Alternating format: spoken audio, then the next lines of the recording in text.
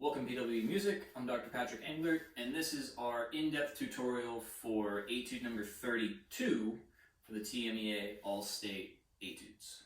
And this video is for both B-flat soprano clarinet and bass clarinet, since both are using this etude as one of their selections.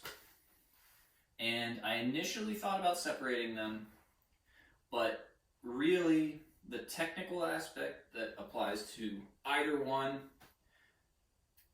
isn't the main focus with this etude.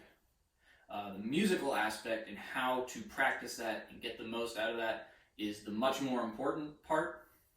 Technique-wise, there's nothing too crazy that I need to get into that's specific to one or the other.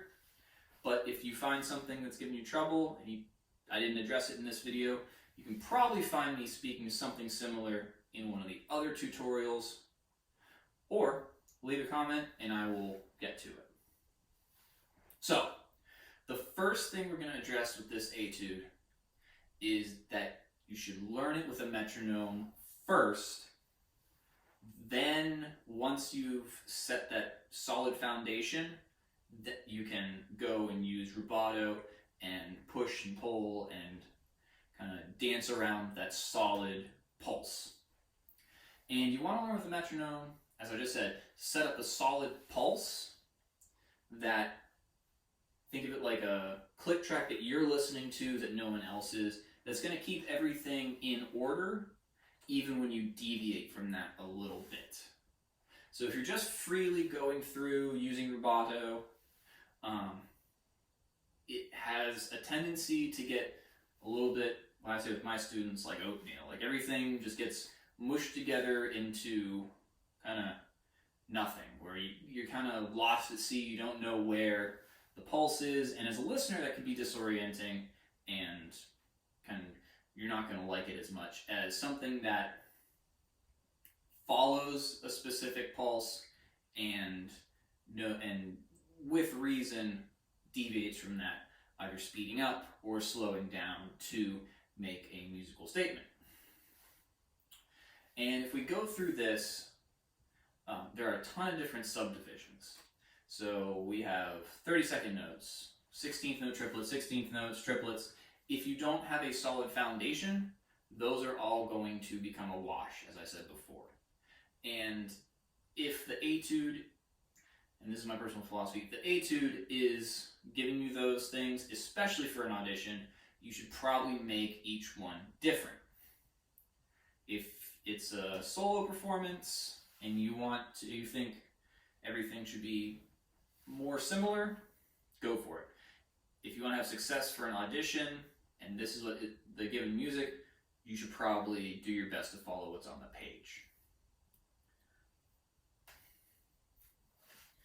So now, building off of that, just because it has a lot of beams or flags, so like I was talking about, those smaller subdivisions, that does not mean it's fast. All that means is that it is shorter than something that doesn't have as many. It's just another division of the beat. And when you're playing at a slow tempo, like this etude should be, even, I would say anything really up to your 32nd notes isn't going to be all that fast.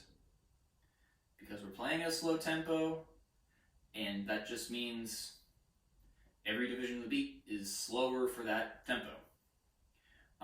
So that's where playing with the metronome comes in, because a lot of students, a lot of younger musicians will see those notes and it gets in your head, that's fast.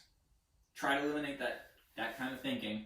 Just see it like 16th notes. Just see it as, okay, there's 4 notes in a beat. When your beat is less than 60, like this one, that's not necessarily going to feel all that fast to play. So, really play with a metronome in the beginning, get a feel for those subdivisions, understand that they're not necessarily fast, and keep them in time, and you'll have a lot of success with getting through this effectively. Another thing that a lot of students do with slower etudes is you get scared and you go in your shell of this is slow, it's lyrical, I can't play loud because that's not lyrical or expressive. I'm not sure where this idea comes from, but avoid doing that. You can play loud, and don't be afraid to expand your dynamic range for this piece, for this etude, to be louder. I mean, it should be expanded in both directions. You should be aiming to get as soft as you can and as loud as you can, but typically we want especially that louder side in the slow etudes.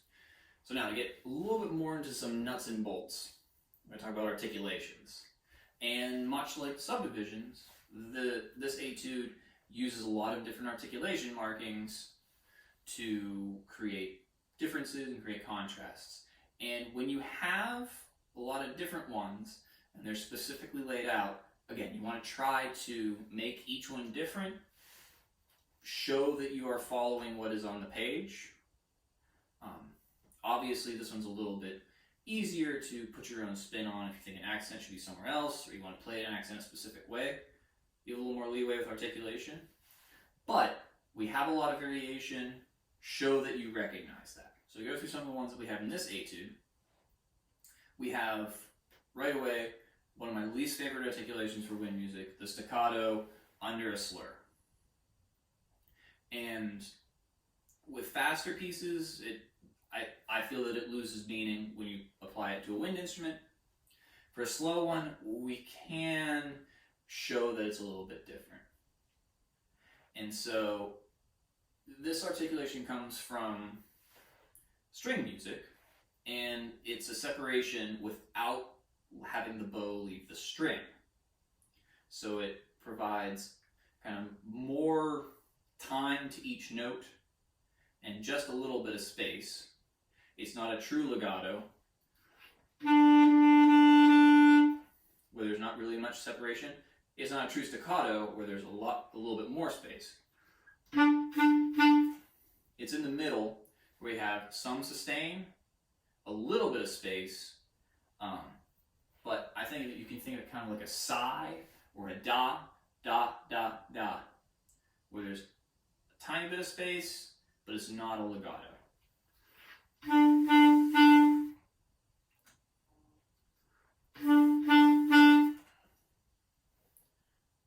Like so. So now, going on to our accents, avoid really punching it and having a kind of more bombastic, since it's that season, marching band accent. Think of it as a shove or a squish. Like if you have a really wet sponge, you squeeze that sponge, that kind of resistant squish. So to give an example of that, we'll start in measure 29.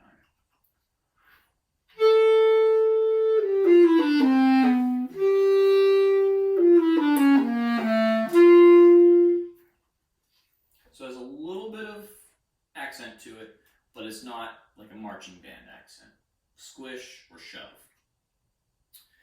Finally, one that's a little bit different, we have tenuto with not an accent, staccato in measure 9. And I think of this one, you want to think of it like hitting a timpani. So a nice like boom.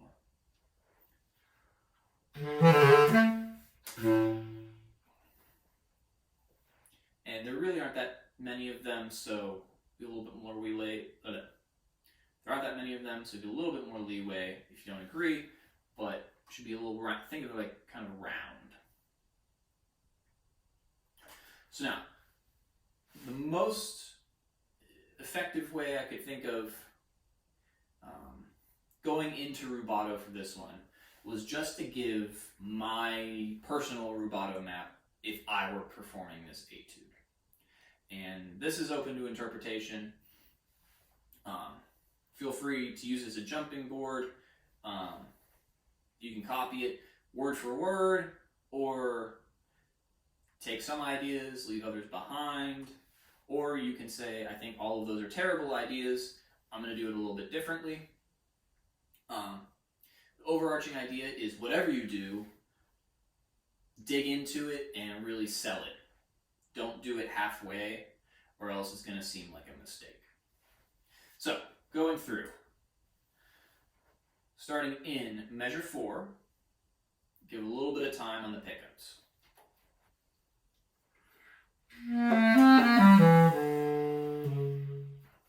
So we're stretching kind of in the middle. Measure 6. Go a little bit faster in the beginning on the 16th notes, and then pull it back towards the B. Go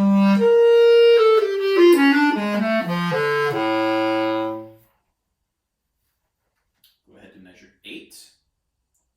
And we're going to go slower in the beginning and faster as we shoot up on the 30 seconds.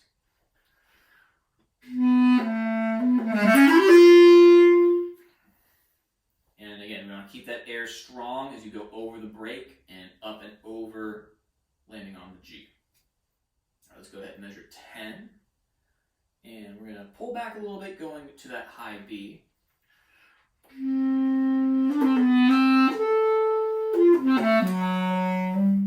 But you make it up on the end of that bar going down to the G sharp. Measure 12. This is the big one with all the 30-second notes.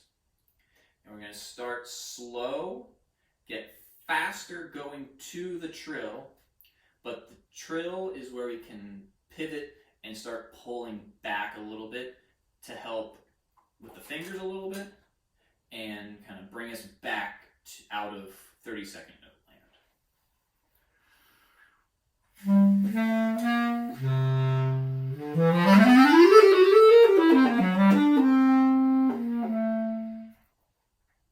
So it can be jarring getting into that very quickly and coming out of it very quickly.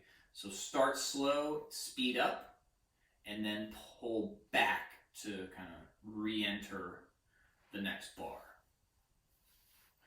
So going ahead, measure 18 to 20. We're going to push to the F natural with the forte, and then give it back on a half note. So we're going to slow down for the half notes.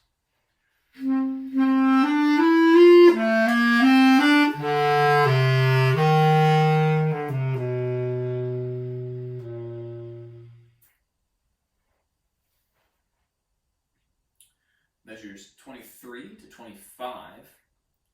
We're going to start slow and speed up on the triplets. Again, same idea as the 30-second notes we were talking about. And then really pull it back for the fermata. So let's see.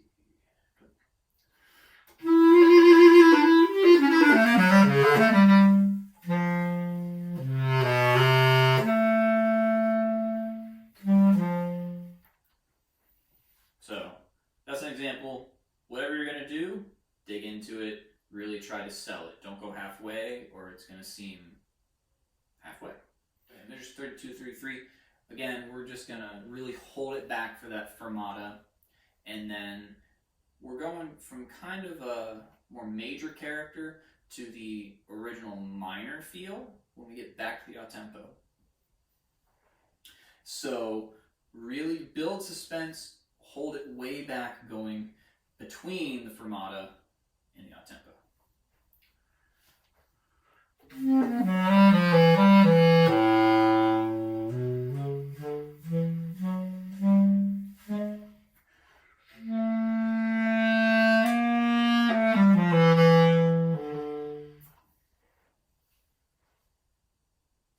Next section, there's 38 to 40. We're going to speed up through the triplets and then give back after. 38.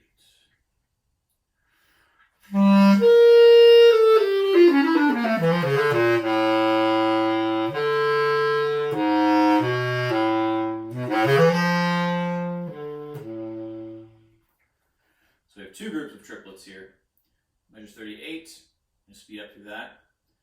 And then in 40, we have that shorter burst, and I like to push through that as a final little flourish.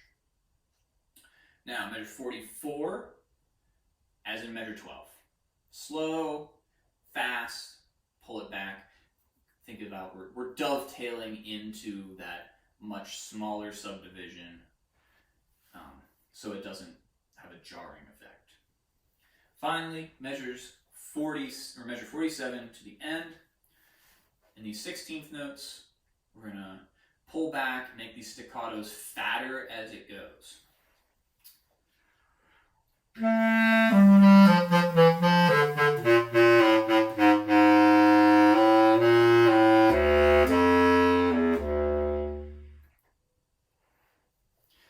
Especially because we're going into the basement register, very bottom, low E, so as low as soprano can go, not quite as low as bass can go, but that's where clarinet has a really rich sound, makes a lot of money. So dig into that and really show that off. So that is all my notes for Etude number 32. And if there's something that I didn't hit on that you have a question about, don't be afraid to leave a comment. Or if you want a little consultation on this, send me a message, we can get that set up. Otherwise, thanks for watching, and we'll see you in the next one. Happy practicing.